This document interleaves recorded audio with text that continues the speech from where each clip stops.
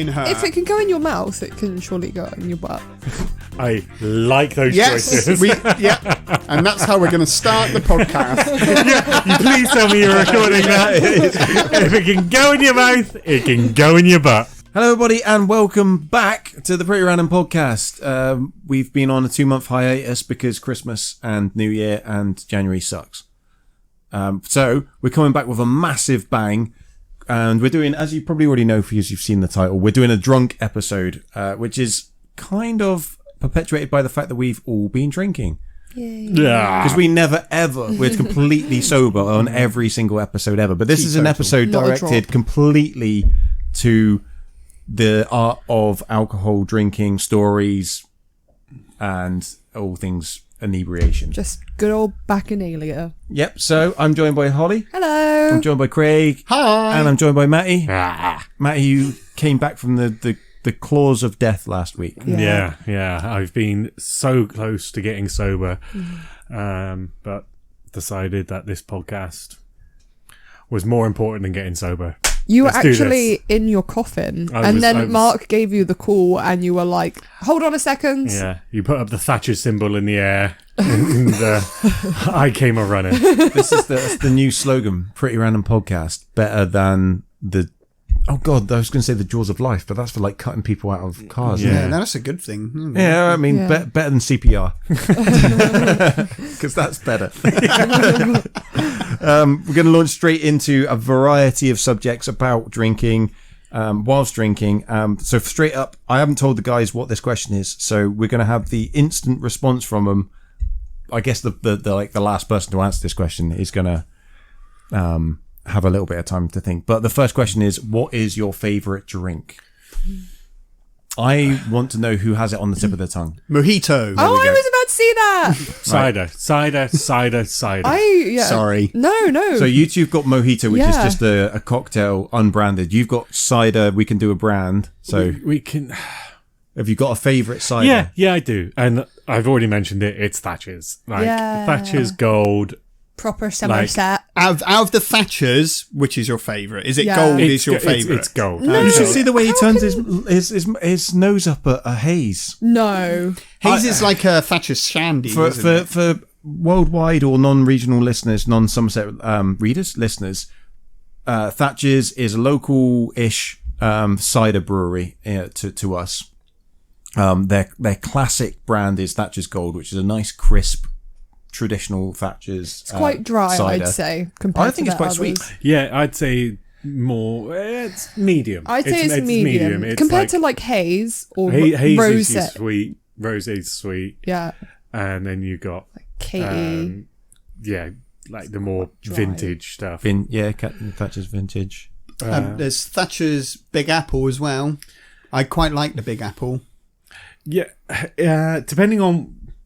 I could talk about Thatcher's all goddamn day. Like the Cheddar Valley Thatcher's is a godsend on a festival trip. Is that the one you take in the boxes that looks like the... It's orange, bright it looks orange, like isn't the it? bag, the colostomy bag. Yeah. That's the 20. That's the 20-litre job of every festival I go to. Yeah. 20 litres comes with me because it's flat. It doesn't need to stay too cold. Does it taste like, when we go to like the beer and cider festival, the kind of like flat ciders you get there? It's exactly it's that. very, very but sharp. I can wake up in the morning and if I'm in a festival, like the first thing I want to drink in the morning is that. It's like and then or it's just slightly out of tune though. What I like to think is you use the bag as the pillow. Oh, and you sort of wake up and just sort of suckle on it like a teat. like a but I also have the pillow throughout the day because I also fill it into my Camelback. So I also have hands-free drinking throughout the day at festivals. Also, another great reason for it being flat because it's not going to explode like a Exactly right. suicide bomber, making everyone sticky. Like the most joyous suicide bomber on the planet. Thatcher's as a kind of a yardstick for people who don't know why we're talking about Thatcher's so much. I was at a festival in 2010 and I witnessed a guy brushing his teeth at 7 o'clock in the morning with Thatcher's Gold. You either saw my doppelganger or my brother, or Well, like if your brother or your doppelganger only has one leg, you know exactly. Who I I'm know talking exactly who you're talking about, and he is my brother from another mother. Please tell me he drinks from his false leg. It's This not a is not false. one of those. It's not one of those. It's not a pirate style false leg. No, It's an aluminium. yeah, it's very tube. ergonomic. Yeah. Oh, okay. Yeah. They still got like the cup bit that normally your knee kind of sits in that you might be able It's to. not No. shaped for drinking out of. No, Does it look like a Terminator leg? The movies have lied to you. Yeah, Okay. Yeah. yeah. This isn't a shoey. Mark, what's your favourite drink? Well, this is the thing. I thought I was going to put people on the spot, but I've actually put myself on the spot, even though I knew this question was coming about 7 hours ago. My answer about 5 years ago would have been Thatcher's Gold, straight up, no doubt about it. I was savage and signed a petition and joined a Facebook group when they discontinued the 2 litre bottles, the 2 litre plastic bottles, Still, which actually shows how progressive they were, because Yeah. that was in 2009. And they dropped plastic from then, 11 years ago. Okay. So, Yeah. fair play to them. still would like the option. Oh yeah, don't get me wrong. Like, even now, even though I don't or can't drink it, I still would like to see it back. Yeah. I might actually just take We the would hit like for a to few see it. weeks of like not doing anything or exercising super hard to try and get like my sugar levels down after drinking a 2 litre bottle. I drink nearly exclusively Coors Light, but it's by far not my favourite drink. It's just the best drink for me. There is no best drink for anyone. Drink responsibly. It's a safe drink, Coors Light. It's a non-offensive, easy to drink. It's just a beer. If somebody was like, okay, so if you were going to go to like quite a high end like place and like they had options of anything, like what would you? Well, I did. I actually can answer this with experience. When I went to the Shard on the company, I had a Tanqueray and tonic, which cost the company £16 for a single and tonic, and it was about this big.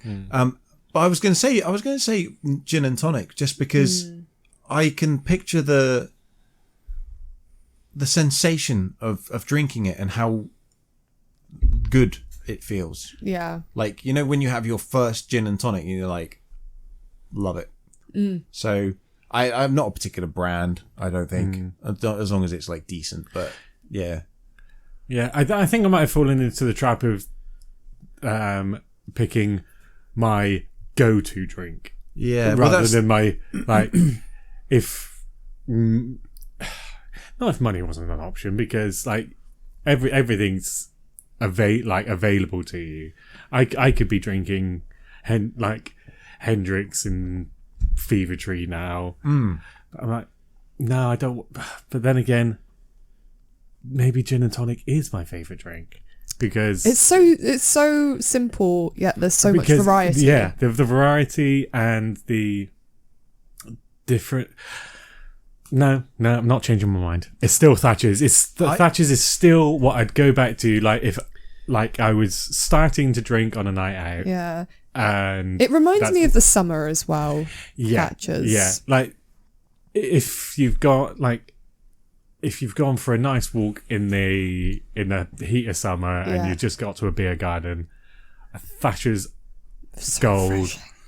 So perfect. Yeah. But also, if you've gone for a drink, gone for a walk in the middle of winter and you've gone into this nice warm pub, still Thatcher's Gold is still what I'm ordering. Yeah. I drink a lot of beer. I drink beer in the winter generally. Yeah. And then like lagers ales. And then like lager and ciders in summer. Or the mojito. Mojito's my holiday drink. That's why I like it the most.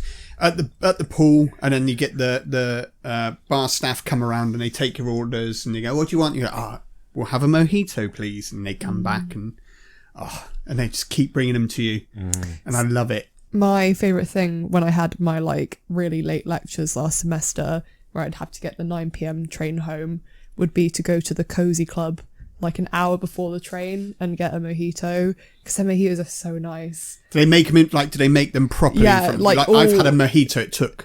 I reckon it took the guy a good 5 minutes to make the drink. He put his heart and soul into like that all the drink. ice like crushed up, and they crush up the mint leaf. He's got a pestle and mortar with the mint, and I was like, right, well played, sir. I went to a Cozy Club in Bristol, and I asked the guy behind the counter if he could make a cocktail that had the least amount of sugar in it. And he made a mojito and took all of the sugary ingredients away, and like it was like we were talking it probably took like 5 minutes because he had to like specifically get everything together right. Oh, and I had the most amazing cocktail when we went then. It was like a mezcal, and it was like spicy, but like really, yes. I like alcohol a lot. I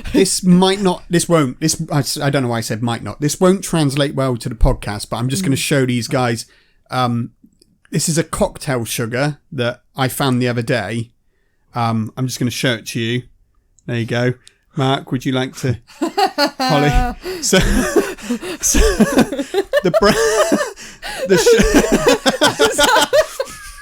Is it brown sugar? No, it's pink. Holly, we've lost Holly. That sounds like story time. The sugar is called rimming sugar. But like, I feel and like, to be fair, it would make every type of rimming more pleasant. Yeah, it sounds like a response, doesn't it? It sounds like, what are you doing? Rimming sugar. No, I had it in my head that it was like again, like autobiographical. Like it's a woman called Sugar, and it's like I've been rimming sugar. That'd be a great summer film, wouldn't it? Rimming sugar. coming this autumn.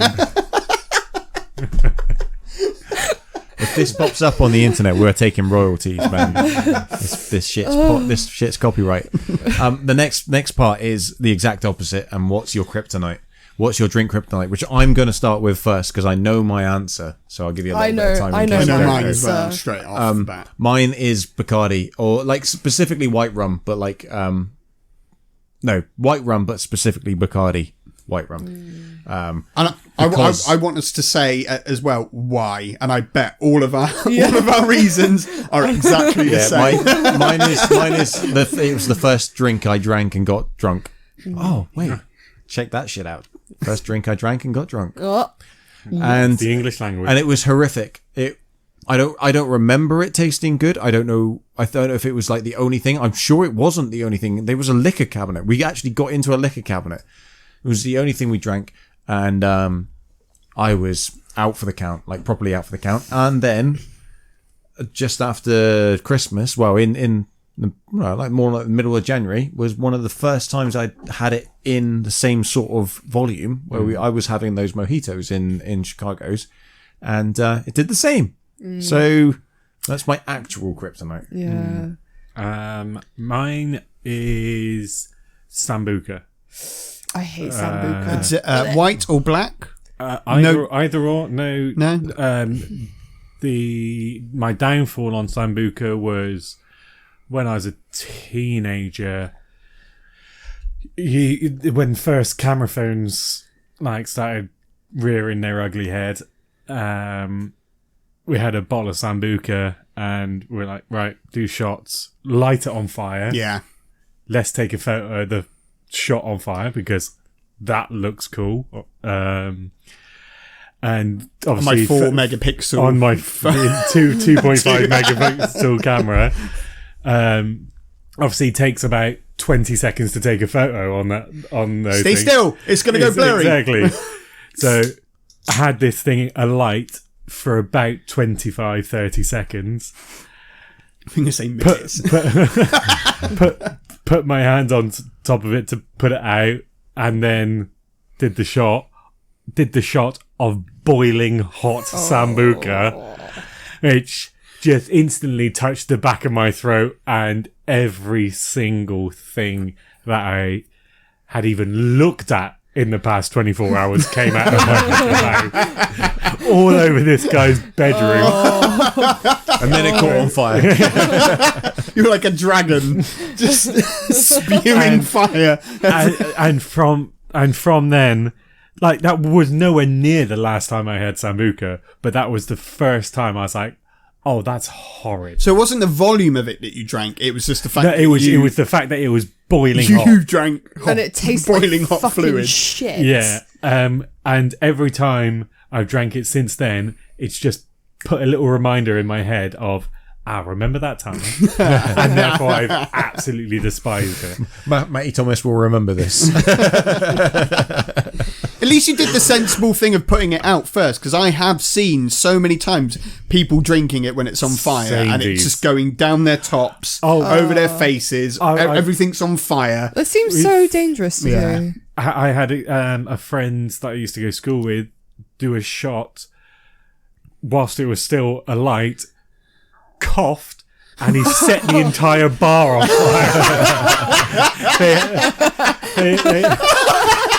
They had these flags hanging from the bar, and he just literally did spray like a dragon and just caught the entire bar. Oh boy. Yeah. Oh no. Oh.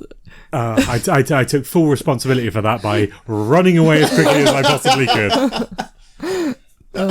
Craig, what's yours? Craig. Whiskey. Oh, that's fair. Actually, Right, do you know what? That's not far away from mine. It's the exact same reason. It was Madison's nightclub, drinking Bell's whiskey, shot after shot. Not even a good whiskey, a shit whiskey. Drinking it, and just being horrendously ill, horrendously hungover. What was the reason for doing it? I don't know. It was just, there's whiskey. I'm going to drink whiskey. I think that's what it might have been on offer. I don't know. Okay. I woke up in bed with a Jehovah's Witness. He was furious. His wife was even more angry. Yeah, that was it. And now I can, even the smell, just the smell of whiskey, and I start feeling I start salivating. Was that before or after we drank it and you got so drunk that you accidentally pressed the reset button on a PlayStation 1 in the middle of 6 hours of a FIFA league that we were playing? And then Chad got so mad at you that he screamed in your face so hard that he was sick. Yeah. It's the same night I fell asleep on a toilet, wasn't it? The fact that you're still alive is... It was like a banshee. It was amazing. He was just Was that whiskey as well? Yeah, that was Jack Daniels. That's why Chad got the crazy. I don't know. That must... Have you attempted to drink good whiskey? Yep, and people tell me all the time, they go, no, you just haven't had a good whiskey. And I'm like, I don't like whiskey. And they will buy me. I've had it where I've been at a bar and someone has bought me a £30 shot of whiskey because they're like, this is a really good whiskey. It You will tastes love like this. crap.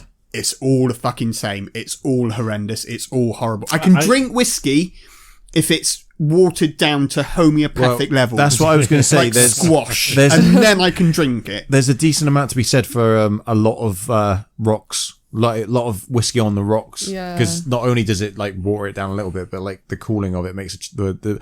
I'm exactly the same, except I have had a £30 shot, and it was one of the nicest alcoholic drinks I've ever had. still I feel the horrid. exact same way as Mark. I've had bad whiskey and it is I thought it had ruined me away from whiskey. I went up to Edinburgh, had amazing whiskey, and I was like, okay, that's fine. I can drink amazing whiskey.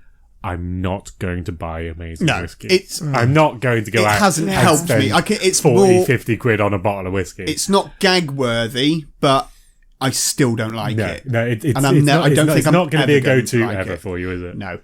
Yeah. And just because of drinking too much in one go. Yeah, it was one of those things which it was one of the last types of alcohol that I ever drank.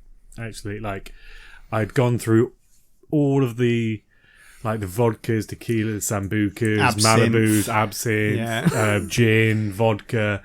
Gone through, and I'd always stayed away from whiskey. Yeah. I don't know if for any particular reason why, but I just had done. And yeah, the first time I started drinking it was like, nah. I'm okay with bourbon. I don't know. Like It's Southern Comfort bourbon. Yeah, Southern Comfort's Right. bourbon, I and I'm used to okay with love Southern Comfort, but it's very sweet. Yeah. Yeah. In comparison to whiskey. So Because- yeah, But I've had bullet bourbon before, and bullet bourbon is nothing like Southern Comfort. Well, actually, I don't think there's anything like Southern Comfort, is there? No. I like Southern Comfort and Coke.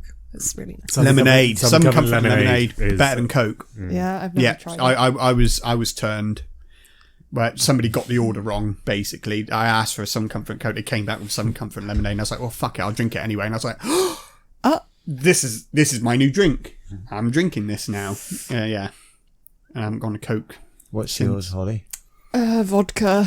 I love vodka, but also like just even thinking about having a shot of vodka makes me want to vomit. Now, you're talking about neat. I'm guessing. Yeah. Could you drink but a, it also a whiskey and Coke? No, You couldn't even do that. No. But it like vodka, like I'll still drink it with like orange juice or something really like sweet because I think it like you can't even taste it, but it still really fucks me up. Like I don't know, like everyone says like you have that one alcohol that just like does you in and that's it. Like do you remember at your birthday party? Do you remember that out at the football club in Sherborne? No. What happened? precisely. Was that in Sherborne? Yeah, you were Yeah. drinking nothing but vodka And and I was orange. drinking nothing but like vodka and orange all night. And I just remember ending that night outside on a bench with my head between my knees, like willing the world to stop spinning. Just awful. And like, I can't even remember the taxi ride home. It was just a blur of Oh street my lights. god, you were brave to go in a taxi. To be perfectly honest, I can barely remember the birthday. But yeah, I it's actually probably going to be my drinking story, like when we talk about those. But yeah, I got so fucked up on that even the like when you get the like the absolute and the flavors, you're like, oh, smell this, it smells really nice, and I'm like, oh, Toffee vodka's nice. Because I'm not a fan of vodka, but I will drink it. I have to have it with a mixer. Can't drink yeah. it straight. yeah, No. I've got Slovakia. My brother-in-law's wife is Slovakian, and that's what they Yeah. do. They just drink. They just drink vodka. So they had their wedding just over a year ago, and they told the hotel, "You're going to need to get more vodka." And they're like, "Okay, all right, we'll get a few extra bottles." And they're like, "No. For every Slovakian guest that we've got coming, You need a need a bottle. bottle, like a whole bottle." And they're like, "No, yeah, honest to God, get a whole bottle." And so they did, and they still drank them dry of vodka. It's even crazy. with the That's scary. the extortionate price Yeah. because they pay pittance for their drink over there. Yeah. I mean they were like, "Fuck me, it's expensive over here," but they They're still not going to stop drinking. no, they just 'cause still drank them dry of vodka. Apparently in Russia, it's like a custom that if you are like out with friends and if someone buys a bottle of vodka and they open it, you're not allowed to leave until you've emptied that bottle of vodka. Yeah, it does explain a shed ton about Russia, doesn't it? Hard as nails. Oh, and she taught me as well. So this is one way that I can drink vodka as a straight shot is to you Think of England. you eat a pickle afterwards. So you do a shot of vodka and you take a bite of a pickle. And it should also have come from the freezer. No, as it's well. really nice. Vodka and pickle works.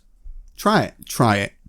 In the spirit of the tradition of the Pretty Random podcast, I'm going to segue. I'm going to change things a little bit because I have drunk facts is the next section. But I have two sections to the drunk facts. One was drunk facts worldwide. The second part was drunk facts Russia. Yay! So whilst we're talking about the Eastern Motherland. European areas drinking vodka, let's go on to Russian drunk facts. Fact one. There are over. If we can have one of those for every single. I've already. Okay, I'll get ready for the next one. There are over 500,000 alcohol-related deaths in Russia each year. Jesus Christ! How many? 500, 500,000. Wow. 500,000 alcohol-related deaths in Russia each Right, so year. that's just generally dying from, I'm guessing, liver disease. Yeah. Yeah. Drunk Car driving. accidents. Falling off scaffolding, fights, Segways. Segway accidents. No, really bad segues in podcasts. If If it's that bad, you'll it's that die. bad, you'll die. falling asleep in the snow. Yeah. Oh yeah. Yeah. Poor Dimitri. I bet people do that. Yeah. Do. What's this? 500,000 a year. Yeah. There is another. Like, how many people do they have over there? Russia's lot. fucking massive. I know, but 500,000 a year. That's just through alcohol. Do you know what? I reckon if you looked up smoking related deaths in the UK, Can you look up it would be the quite high. population of Russia? Yeah. All right. I want to get. Jamie, look that up. You want to get some context. Yeah. I've got 2017. Okay, that'll work. Oh no, I've got 2019. 146.7 million. Holy So that's Christ! it's still a big chunk. But Russia's massive. It might be massive. Like I but, don't think I can. Like I don't think I can tell you how big Russia is. Fuck, that's an enormous amount of people. Empress Catherine I from Russia banned women from getting drunk in the 18th century, so she knew what she was doing, like way before 500,000 people died. Yes. Next up is vodka is the world's most popular alcohol. So your kryptonite is everyone else's. Makes sense. Go to. Funny juice. I just think that you feel different with different kind of alcohols, like different kind of drunk, and for me, vodka is just Oh yeah, messy. red wine gets me drunk from the legs up. Is how that works. Do you think those numbers are skewed by Russian/Eastern European consumption? Like, Yeah. I don't know. yeah. I think vodka's probably massively popular over here. You know, I don't see a lot of think- people going in like spoons on a Saturday night. Like, can I have a vodka? yeah, I think gin is possibly. oh yeah, gin's got a massive. Cult. Had a massive Yeah. upsurge over the years. And obviously people do drink vodka everywhere, but I think the sheer volume that Russia/Poland, Eastern Europe drink kind of skew the numbers on that. I think also gin's very easy to make. Vodka's very easy to make as well. Potato. So Well, to back up what Matty says, each Russian consumes 18 litres of alcohol per year, which, whilst that sounds like a lot in one go, if you average that out across the whole country, that's crazy because there's a lot of kids Yeah. Oh, and there's a lot of old people, that I ain't drinking that no more. like 3 teetotals as well. So So, Just three. just 3. Just so Dimitri, actually Vlad. of drinking age. I think it just says average each is- Russian consumes, and I guess it's just an average across the country. So, So the people of like that actually drink it are probably drinking closer to A lot more. 40 litres. the thing is, though, when you look at it, 18 litres, that's 36 pints, which is it's Of vodka. yeah, Yeah. that's the thing. Yeah. Like vodka is like 3 shots and you're done. You're done. Oh, I actually have another vodka-related fact, which I've put in the wrong section. 1 shot of vodka has as much alcohol in it as an entire beer. So Yeah, Yeah. I guess that that makes sense. That yeah. kind of like That's your unit of alcohol. So then if you think about that, so like say 5 beers gets you pretty well into the drunk zone. So if you only have 5 shots, is that you're still not very close to a pint. I think. Well, And then think of I think 36 it then of also those. goes on your time frame, doesn't it? Yeah. Like how quickly you drinking those 5 beers, how quickly you drinking those 5 shots. If you're banging back 5 shots, you're dead. You're done. You're done.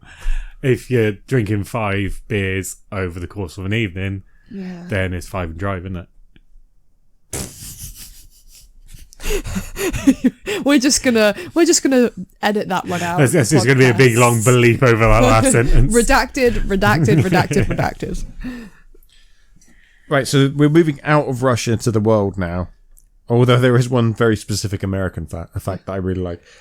Right, so fear of an empty alcohol glass is called senosilicophobia. I have that. Rolls off the tongue, doesn't it? Senosilicophobia. Senosilicophobia.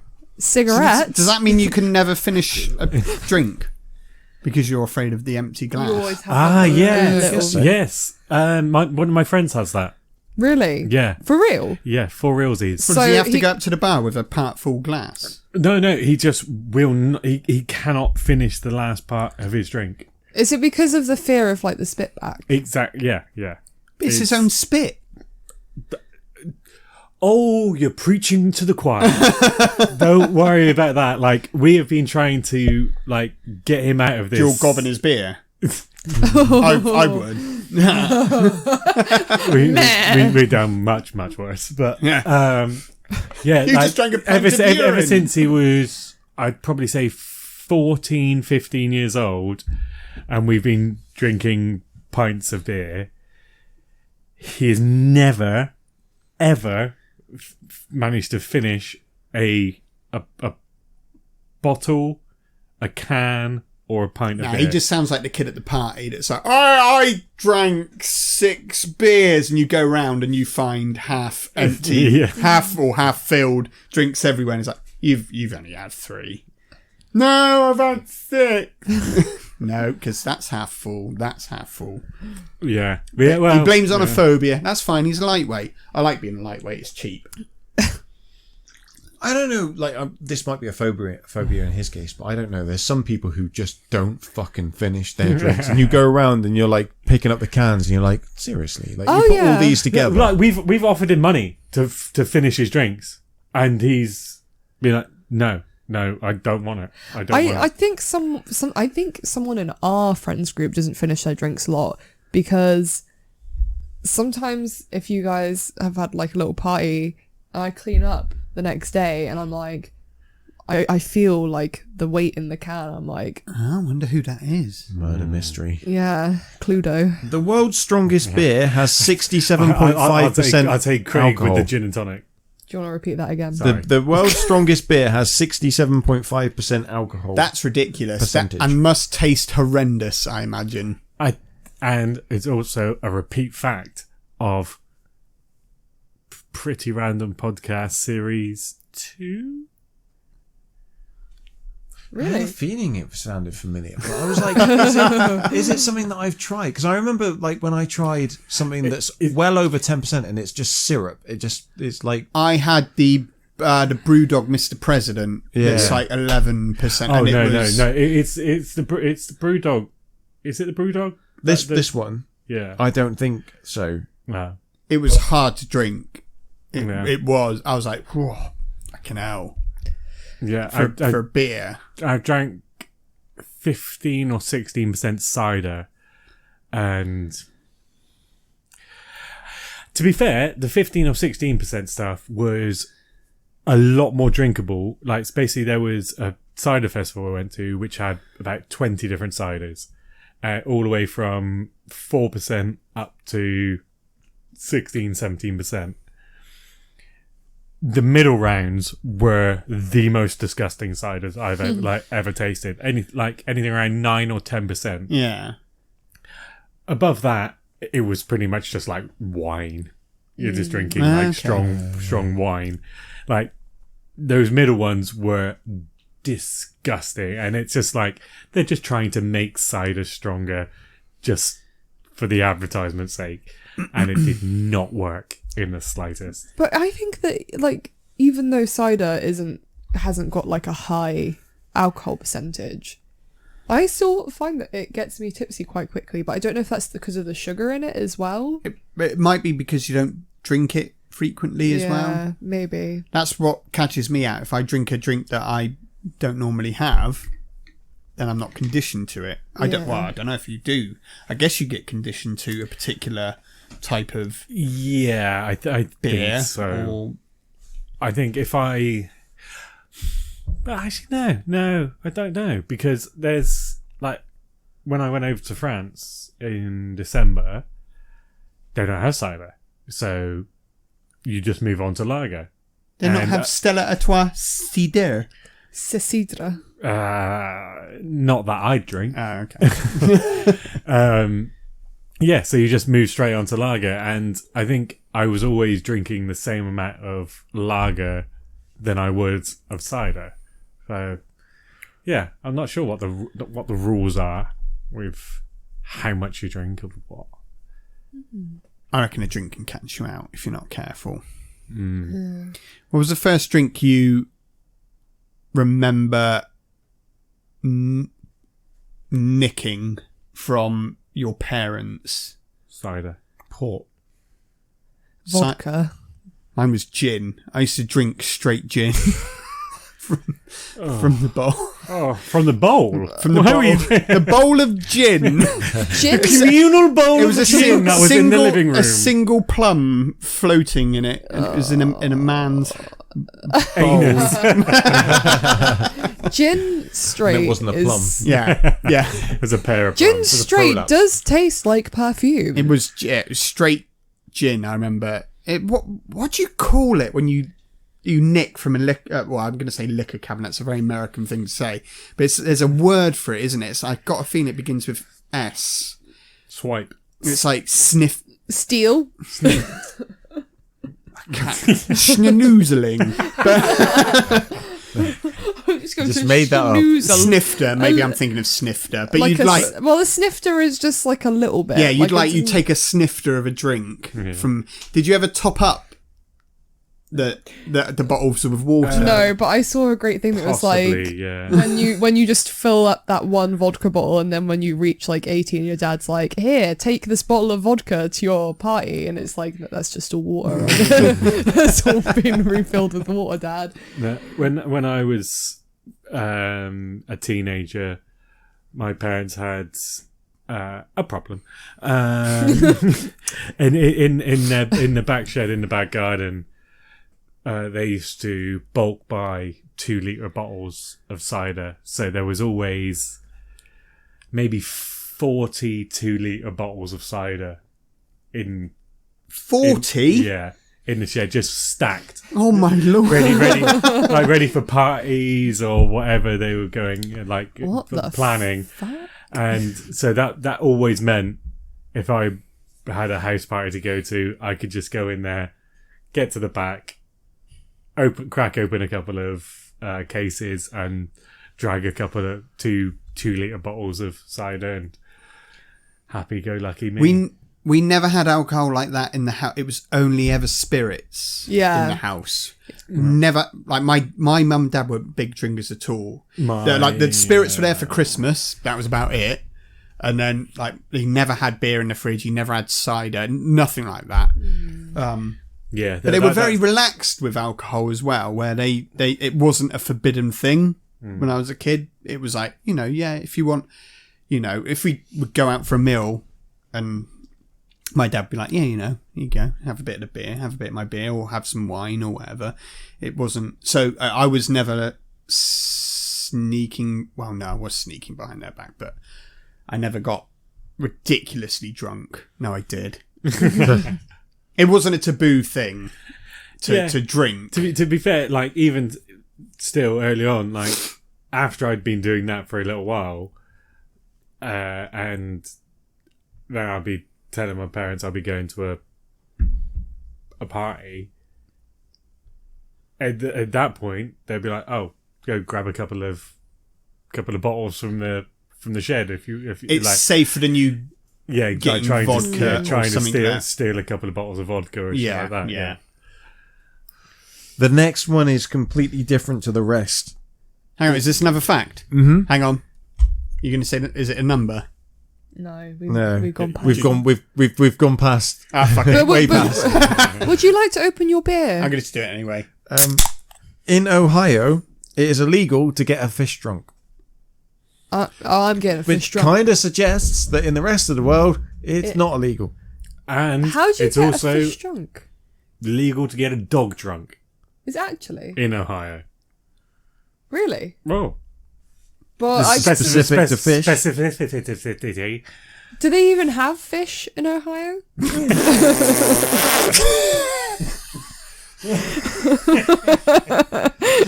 Oh, where do we begin? No is the answer there, Holly. There is no fish in Ohio. No. Right. Can I have the sea? I'm sorry. What? Sea bass? The sea chicken. I don't know what that is. What is this? It's like an amphibious creature. It lives in the water. I've never heard of it. If you go to an English pub, you just ask for and chips. Yeah. And They don't have gold. Like no one has pet Is fish. that the owner of the bar? Anthony Chips. and chips. What? Right. I need to unpack this question. Right. Okay. What do you mean So by? for a second, Right. my brain's very tired, and I just thought, well, No. I'm waiting. I just thought that Ohio is landlocked. So Do you know the other thing is I don't think Ohio is landlocked.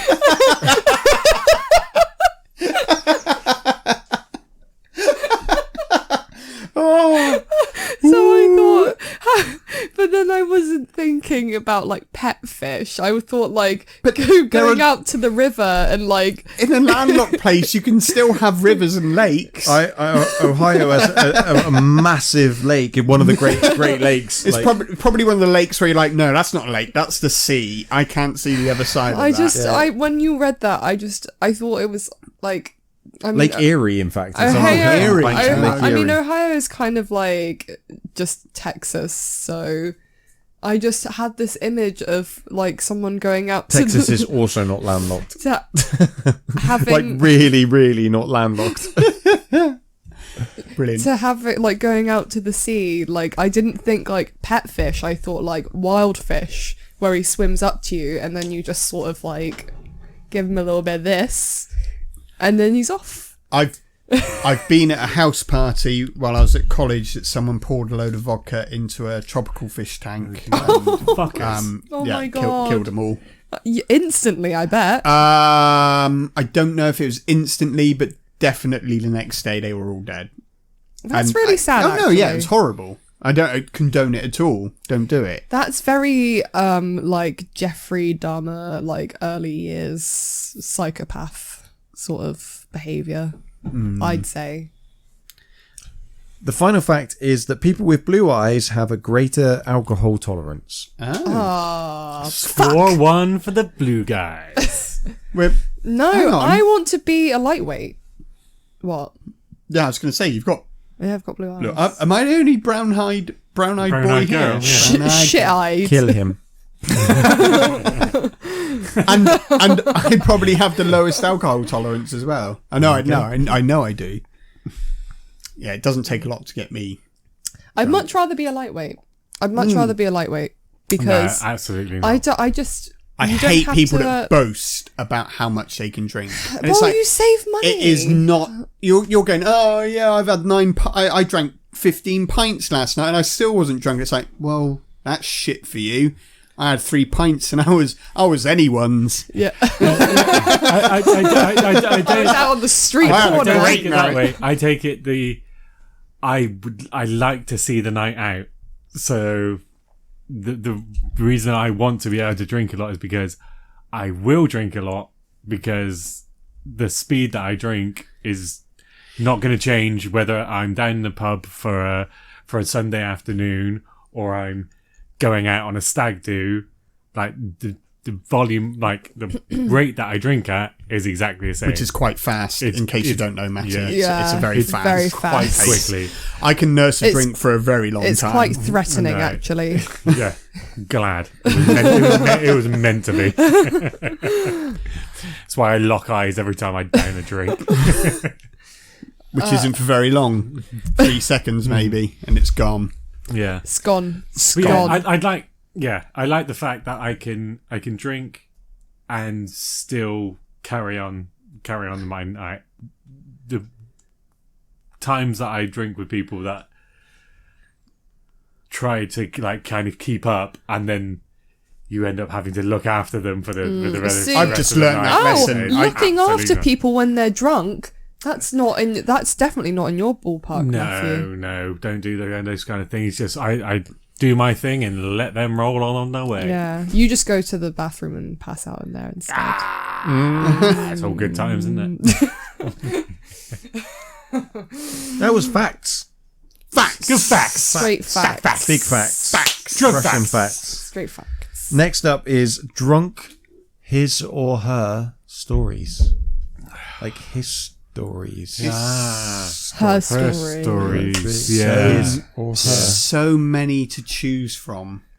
Who's got one on tap? Oh, I do, but it's very like old and embarrassing. Well, perfect for a podcast, I'd say. Shameful.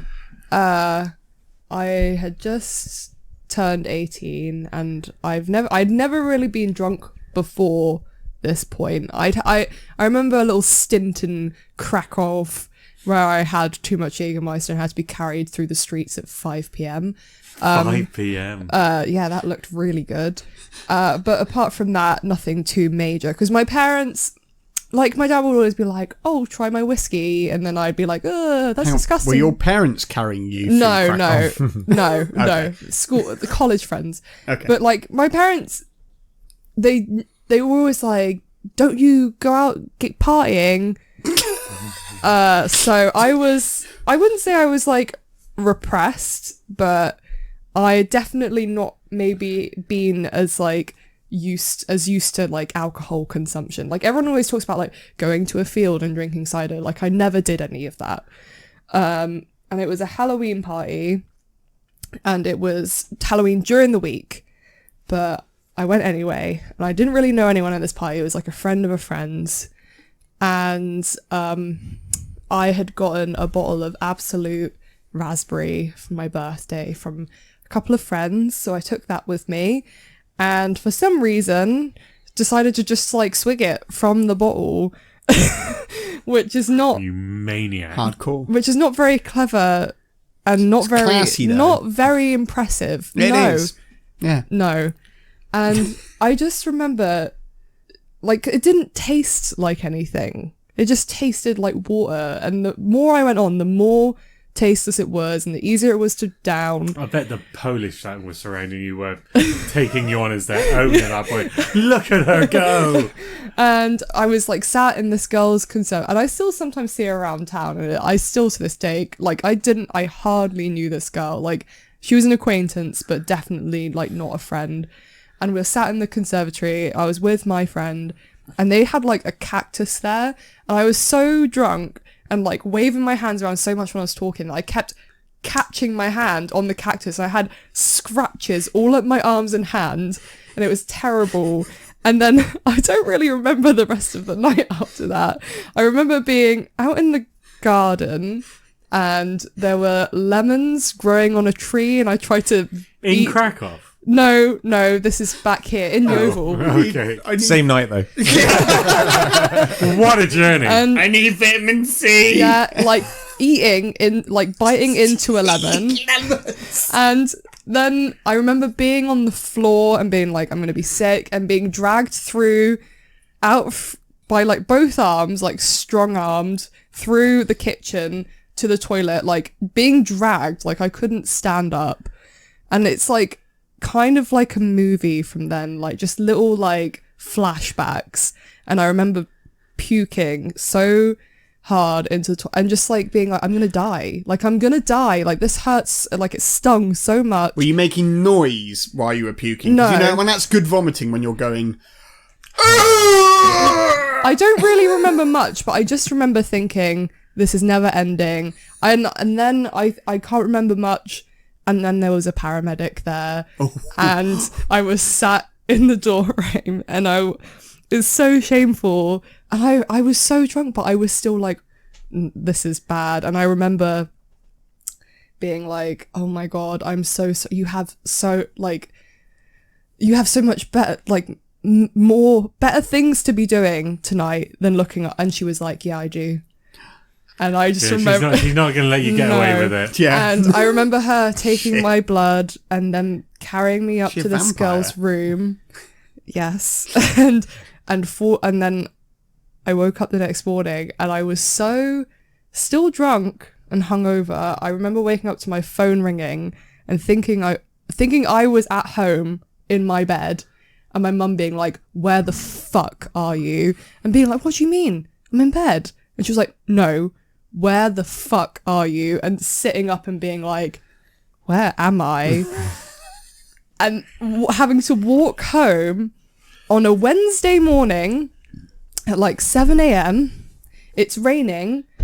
I'm 18 and I'm wearing basically next to nothing, like a night out outfit, like very... The walk of shame. Yeah, like... No, that's not the walk. I've learnt what the walk of shame is. That's not the walk of high shame. heels. Yeah, but it looks like the walk of shame. Yeah, It it does does. look like the Like walk of high shame. heels, like shorts, crop top with like a deep V-neck. Munching on a lemon. There's people going to work and I'm crying, walking home. Oh god. And I remember so depressing. Tights torn. Well, this is another part. They had taken my tights off because I'd vomited on them. And I remember carrying my bag and on the way home being like, my bag's really heavy. Putting my hand in my bag and It was just full of lemons. and just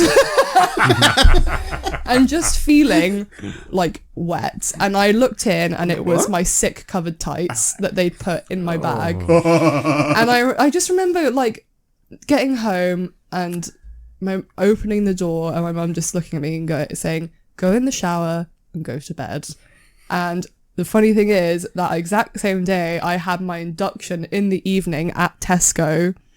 And I remember we were in like having the induction and he was like, "What happened to your hands from the cactus?" And I was just like, "Oh, I don't know. Just being like, how do you, like, literally my hands. Cats. Yeah. They were proper fucked up. It was, Wow. and That's the first time I've ever heard that story. It's a good story. it was crazy. Good It was story. crazy. And now, like, whenever I see this girl in town, because she still lives in Liverpool, and I'm so ashamed because it's a good story, but like I think just that week actually, I think the greatest irony of it all was we had been watching, like, my parents like to watch like those emergency service programs of like the ambulance workers or the firemen, and they'd been watching one about paramedics, and my mum being like, they were sort of dealing with this really drunk girl, and my mum being like, "Don't you fucking ever be like one of these people." And then I was. How close do You you reckon shown you her. were to getting your stomach pumped? I don't think I was that close. I Okay. think a lot of I don't think they should have called the paramedics. I think I would have been fine because they were all still quite like some of them were still underage. I can only imagine. so they were like, panicking. the amount of like vodka you drank probably wasn't enough. No, So, I think I only you drank drank it straight and quickly. Yeah. And that's what I did the think I only damage. drank about half a bottle. But I also like I hold to my hands up to that. picture Polly as a wacky, waving, inflatable tube man yeah. as well. When you were describing that earlier, hitting your hands on the cactus. Yeah. Very. But I don't think I was the worst at that party because I did hear that someone. Somebody died. I did The hear paramedic. She got on it after she saw Holly. someone. I think in the girl's gut because her parents were away, and I think they'd had like a statue in the garden, like a stone statue, and he had knocked it over, and it had just smashed completely. And I don't think her parents knew this party was happening either. So it was like, It's quite unlikely, to be fair. fuck, like how do you come back from that, you know? But it was all in the name of fun. No sleep till Brooklyn, am I right?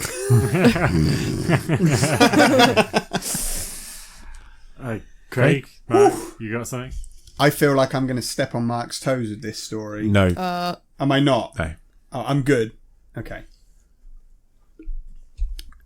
Mine takes place in a different city. Okay, we're good.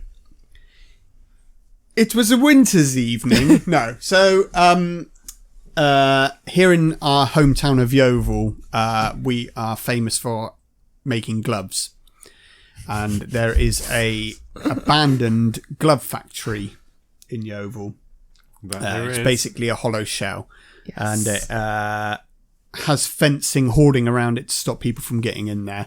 And one night we had a few to drink. I think we were pretty merry.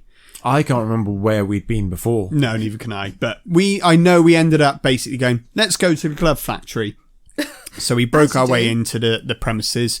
It was incredible. It was also possibly the most lethal place to be when you're hammered, because it had pits that were, I don't know, 20 foot deep that you could fall into, potentially.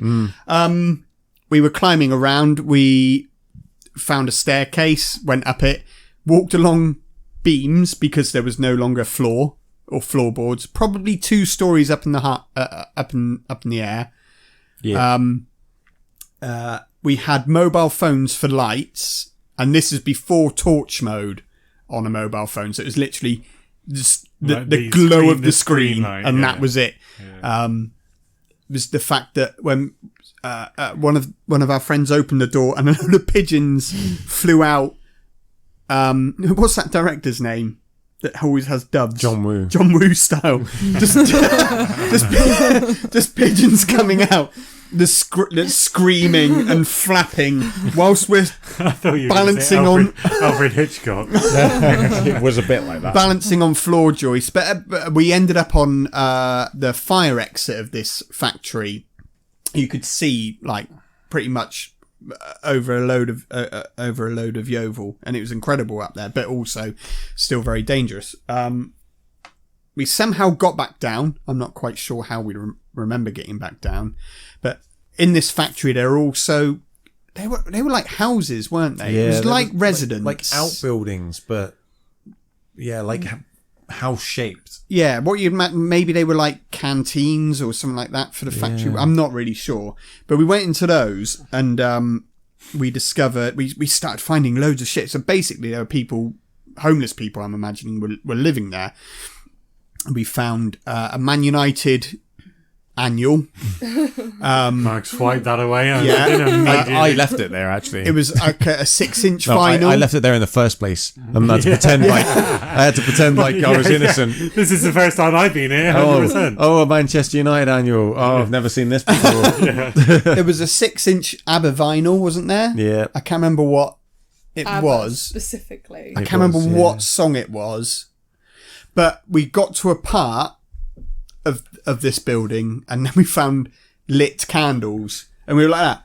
Oh fuck, we're gonna get stabbed. So this is where the part of the story that I like the most. I'm most fond of is. So we all leg it basically out of this room, fearing for our lives because we're gonna get stabbed by homeless people.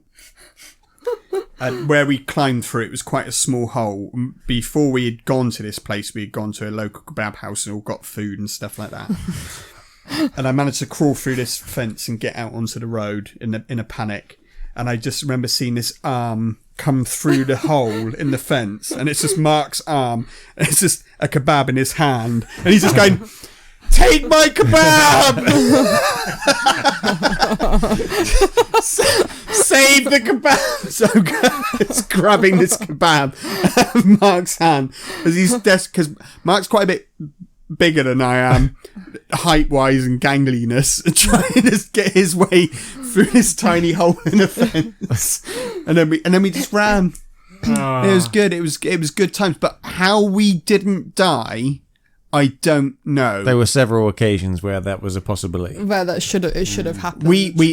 Like I said, there were literal pitfalls in this place that we could have gone into, and the fact that we were 2-3 stories high, maybe at times, on beams. That's the thing, isn't it? Beams with no floor. It's quite crazy, like how often that shit must happen every day all over the country, and people don't die. Yeah, like honestly, at the time it's a footstep away from there being another 50,000 random deaths Yeah. in the UK. At the time, it was hilarious. We were having the time of our lives in that place. Yeah. We look back at it not that long ago on Google, because I mean, this is a long time ago now. This is probably 15 years ago or something like that, I imagine.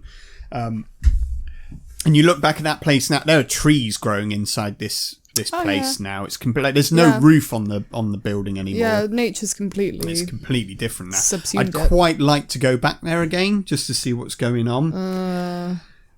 Point out all the places that we could have perished. There's a lot of trash in there now. Have you been in there? One of my assignments that I've just done was for my literature in the environmental crisis, and I wrote about like nature subsuming or like taking back industrial areas of like human progress, and I went to take pictures as a local example from one of our great gloving days. Yeah, there are many more stories, but that one will always stay with me. It was a good night, and somehow we dodged death. I'm pretty sure there were layers to that as well, because I remember you saying you thought there were ghosts in there because you could hear like noises. Yeah, like you could hear voices, but like it didn't make any sense that anyone would be there. Yeah. So. It was it was atmospheric. That Yeah, place. I can imagine it's quite gothic at night when you're just sort of trundling around. Like, I'd quite like to go there. Would have liked to have gone there sober in the daytime, but at night, drunk, it was incredible. It was just like, this place is amazing. Look at all this stuff. And You it was feel just- like Indiana Jones in like a temple. You're just like, I don't remember "God, what's all pigeons this in stuff?" Indiana Jones. Snakes of Yeovil. But yeah, it was. I'm pretty sure I had a clamshell phone for light. That's how bad it was. Just it was. How did you survive? Because the light on those things aren't. Honest to God, I don't know how. Because there were 4 of us. Mm-hmm. How one of us didn't get a serious injury, I don't know. Yeah, I remember like I remember putting my foot over one of the holes, but like either seeing it at the last minute or like going to put my foot down and it not being there and like recovering. That's how we found the hole, and then we like dropped something down and we were like, oh fuck. Let's continue. Yeah, let's carry on. Let's go higher. Keep taking me higher, higher. Matty. Oh, okay. Mike knows this one. Mike's fully aware of this. Oh one. wait, is this London? No. Jesus, how do you? Like, I as you're fully aware, like, I could tell many stories here, but this will always be the drunkest I've ever been. I that's a surprise to me because Yes. I've seen you in some states. Yeah. The London one was drunken, but there was also other factors involved. So like purely alcohol related was a house party just after I'd started working with Mark, actually. Everybody started the party quite early. We got there a little bit later on in the evening, after we closed up. So I decided to bring a bottle of Southern Comfort. Mm-hmm. Shout out to the SoCo. Shout out. Yeah. So arrived at the party. Everything was in quite full flow by this point. It's popping off. Ring of Fire was being played. That's a card game, isn't it? It is. It's a game where there's no winners, really. Is there? There's no winners of Ring of Fire. Is it the one where you've got a horrendous drink in the middle that's made out of multiple exactly shots and lots of rules that you pull out during the game? Trying to involve myself in the crew, I decided to drink that Southern Comfort bottle fairly rapidly, but I don't know. I don't know how long it took. I'll never know how long it actually took. But the last memory of my evening was seeing the bottom of the bottom of the empty Southern Comfort bottle as I looked up through it whilst I was drinking. So from there, it was blackout. Absolutely no memory whatsoever. Jesus. And every other part of this story comes from third-party sources the day after, where I wake up completely nude on a massage table, which I think is a hospital room, because it's white walls, white cabinets, white floors, just everything like surgically clean, and I wake up completely naked with a hand towel draped over my genitals. Wait, what? Yeah. Wait, but who put the hand towel? Oh, yeah. A very concerned citizen, apparently. Why were you naked? Were you in a massage parlour? This will all become clear. So yeah, I wake up spread eagled out, like my dignity being held. It's like the start of 28 Days Later. Yes. Okay. Yeah, similar, but he had way more dignity and way more knowledge of what was going on. So I kind of, and it is that kind of wake up in the morning like the Matrix, like you've just you just breathed your first breath of fucking real life. Your brain's gone dee dee dee dee. No, that's the wrong one. So that's a shutdown. Yeah. Doo doo doo doo. That one. So I wake up, I see my boxer shorts in the corner of the room, Neatly folded. not neatly folded, literally Covered in shit. in a pile in the corner of the room. Neatly folded with the shit on top. So Neatly folded shit. So I get up off the bench, I run over to the corner, pull the boxer shorts on. They're wetter than I imagined they should be. Oh no! Oh god, I just need spat beer everywhere. And I proceed out of the hospital room, which I think I'm in, which just happened to be the guy whose house it was, his mum's massage therapy room. So I walk out in, and it's just absolute chaos, like in the living room, in the hallways, and I see a guy on the in the living room on the sofa. I'm like, have you seen any of my clothes? Have you seen anything? He's like, oh, they're in the tumble dryer. So I'm like, oh, okay, yeah, cool, awesome. So somebody's looked after me last night. They've obviously washed my clothes for me for some reason. So go to the tumble dryer, and I pull out these crusty, Oh fuck! just awful, like smelling clothing. No. But okay, well, that's what I've got to put on. I'll put it on, and I pull everything on and just wander throughout the abode trying to figure out what the hell happened. And according to the people that were left, is after I finished the Southern Comfort, I went and took a nap outside, because that was the best idea in the middle of November. Oh, no, it was, I don't know where it was, but it was cold enough that when I walked home that night, I skated down Mudford Road. Yeah, Like I was like properly like skating down the pavement. Like in fucking I Scrooge. went for a lie down outside, and nobody once somebody realised I was missing, they came and looked for me. They saw me outside, and thought I might have died. Oh my God. So they dragged me inside and pulled me into the bathroom. And I'm not sure what happened first, whether I started peeing myself or they started Matty. they started squirting a shower hose on me. Either or, I was getting wet.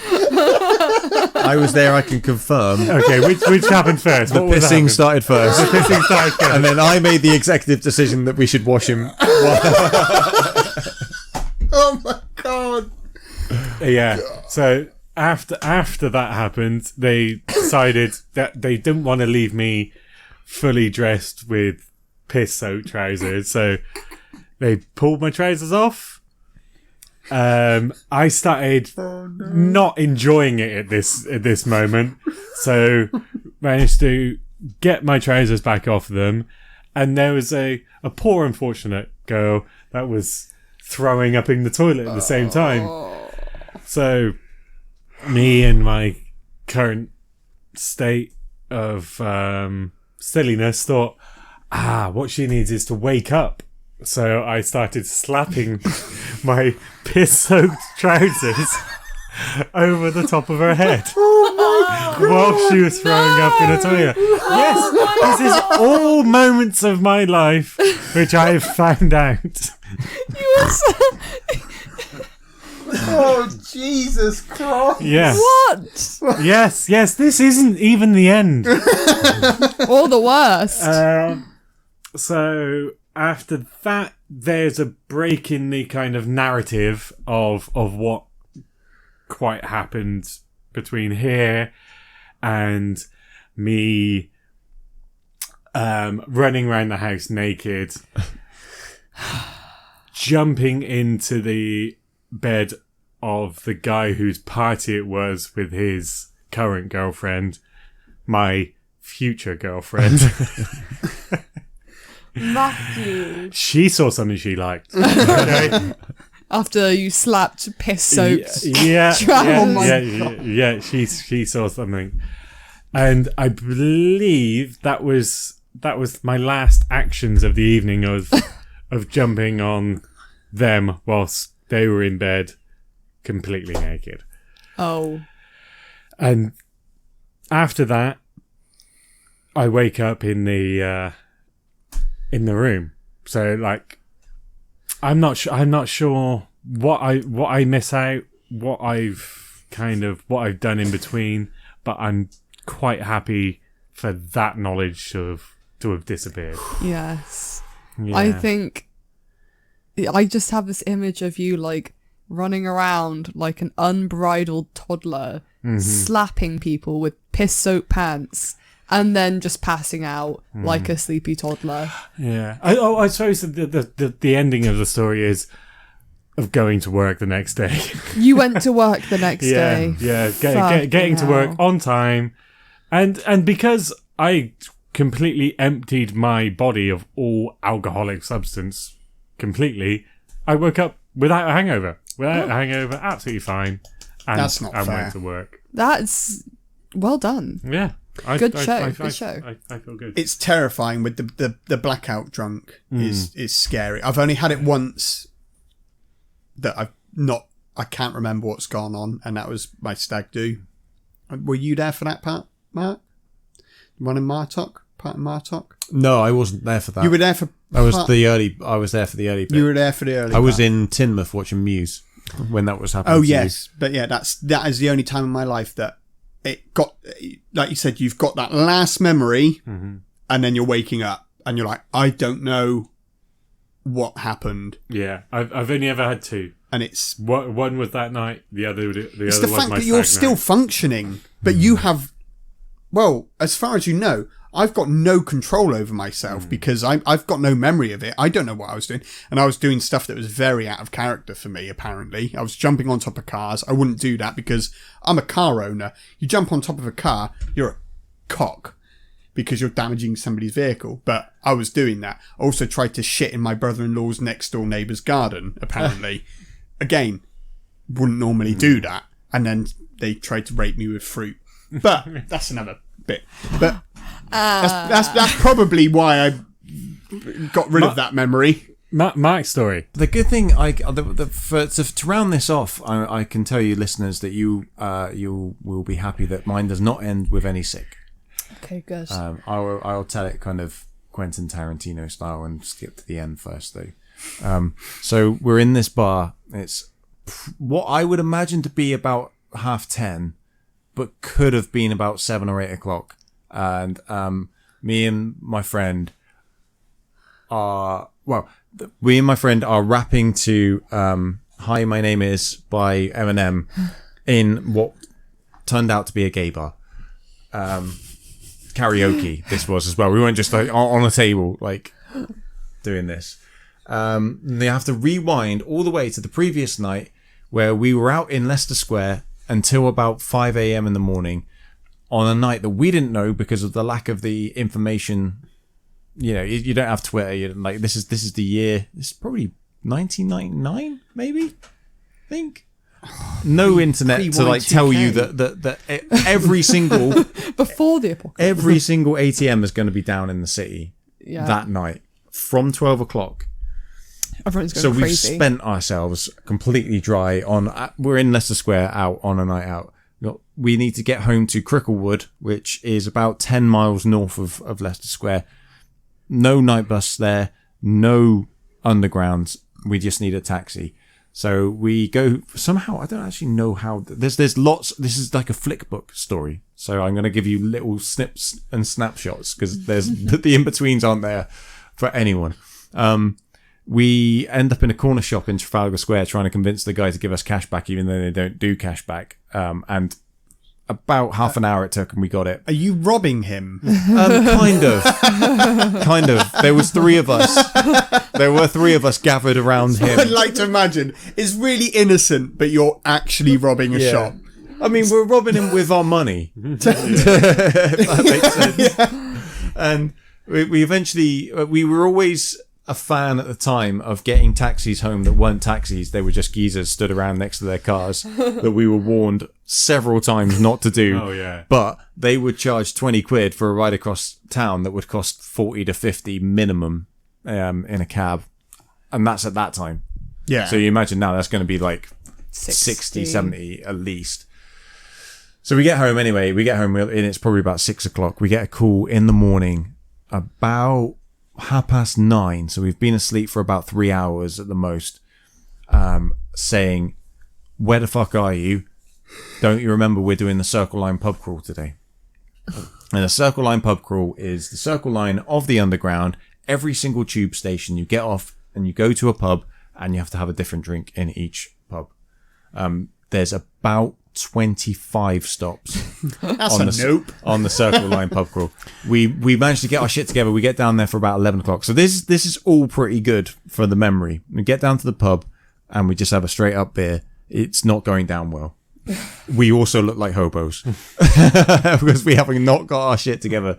And so this is where the flick book already begins. The next pub I can remember, it's probably around the middle of the day. It's quite warm in the pub. I remember it being very warm lighting. And the drink is a Red Bull and vodka. There's no story there. The next one, next memory I can remember is, it might be King's Cross, but I'm not sure if King's Cross is on the set. No, it must be King's Cross.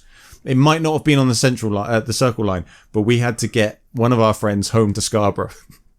One of the 3 of us had to go home to Scarborough from uni to go back to uni. There uni. was 3 of you doing this. Well, there were 3 of us that started like in the beginning of the story. There was probably about 15 on the Circle Line pub crawl. Right. Yeah. So there was. We went to King's Cross, and one of our friends bought me and the guy who needed to get to Scarborough Union Jack socks, which somewhere in this house is still the Union Jack sock that he bought us because we wore them on our hands for the rest of the day. So we put him on the train, and he's just like, we literally put him on the train, and it would have been about 4 o'clock by this point, and he's just like collapsed at the table. And we're just like, bye. We've still got about another 15 pubs to go at this point. my God. The next one I can remember is an Italian bar where we shouldn't have been.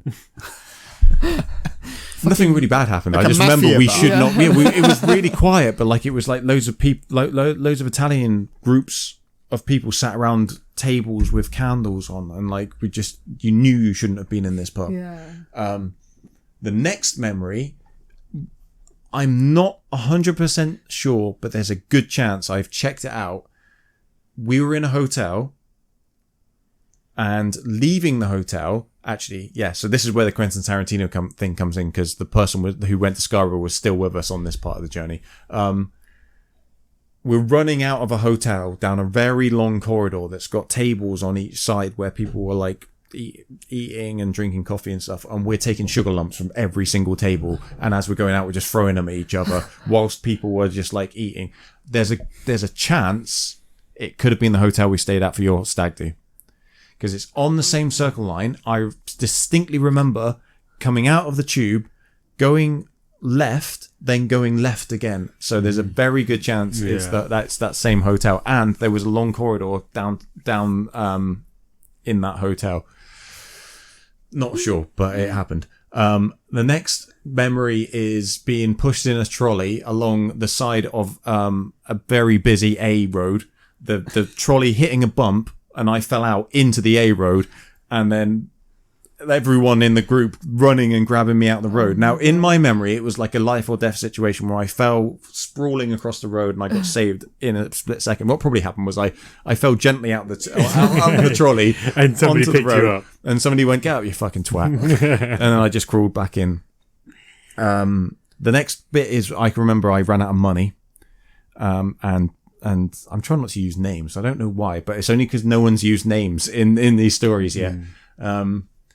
The guy had to sub me, and he's probably subbed me about 50 quid to get me through the rest of the evening. And this was the sun had gone down by this point. I remember specifically being at a cash point feeling very ashamed that he'd been giving me money to carry on the night. The next one is buying a 3-pack of cream eggs. So that gives you a little bit of a time frame. A 3-pack. Do you remember you can get like boxes of cream eggs? 3-pack of cream eggs. And seeing who could fit them all in their mouth and eat them. But in the middle of that memory, and I reckon these have just fused because they can't be the same time. In the middle of that memory is trying to race a train down the tube train down a platform. Oh my God. With cream eggs in my mouth. Yeah. Did you win? I don't think there was any winners in that game. And then the next memory is a very, very hazy being on stage doing karaoke. It wasn't until the week after, when the guy who was at uni where I was spoke to his friends, and they were like, "What the fuck is wrong with you? You guys are out of control." And I remember like that was the exact that was the exact quote. "You guys are out of control." And then they told the story about the fact that like we went into this bar. There was only a few of us left by this point. A lot of people had left. It was a Sunday, for fuck's sake. And we were just out of control. And we went up on stage and did "Hi, My Name Is" by Eminem. I imagine perfectly. Yeah. Well, not perfectly. only was it perfect, but this is another very small snapshot of people just glaring at us the whole way through. Because you're trying to sing with a mouthful of Cadbury's cream eggs, probably. Well, Okay. I think the Cadbury. Well, imagine if I'd put the Cadbury's cream egg and just tried to keep them for the whole rest of the night. And that's it. There's nothing. I have no idea how we got home. If we got home, I guess we did. I guess. I don't know. Yeah, there's like entire sections of that day that.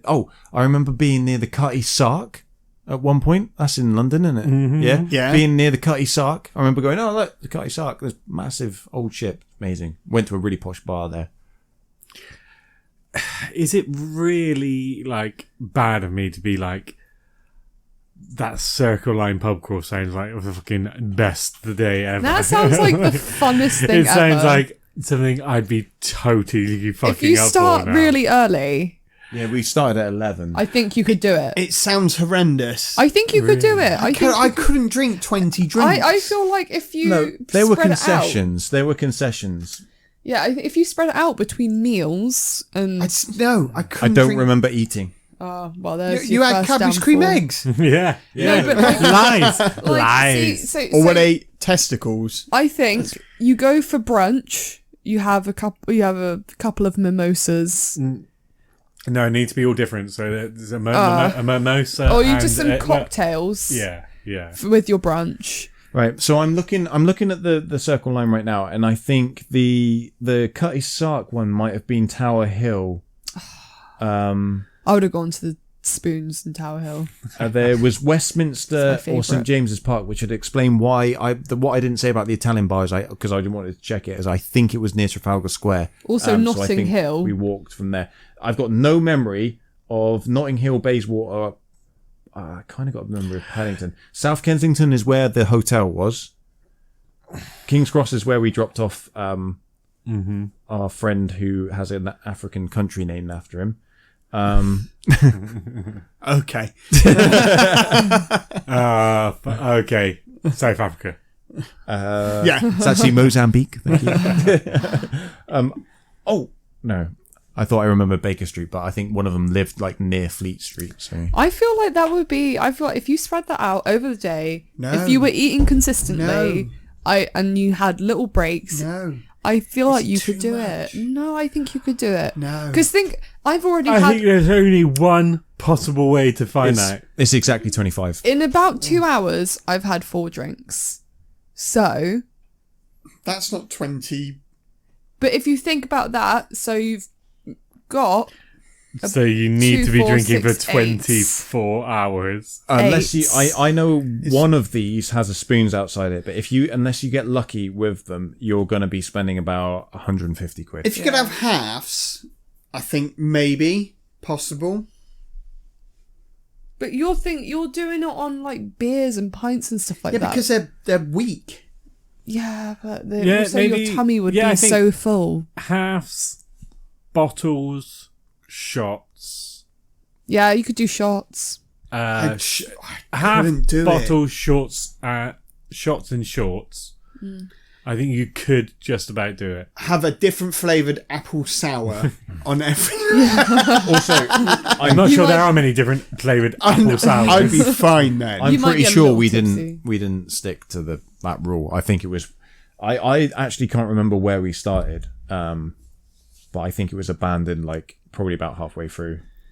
I remember a stag do in Edinburgh where I decided early on in the day, I think it was with breakfast, that I was not going to drink the same drink twice throughout the day. By the third bar, I was on vodka and iron brew.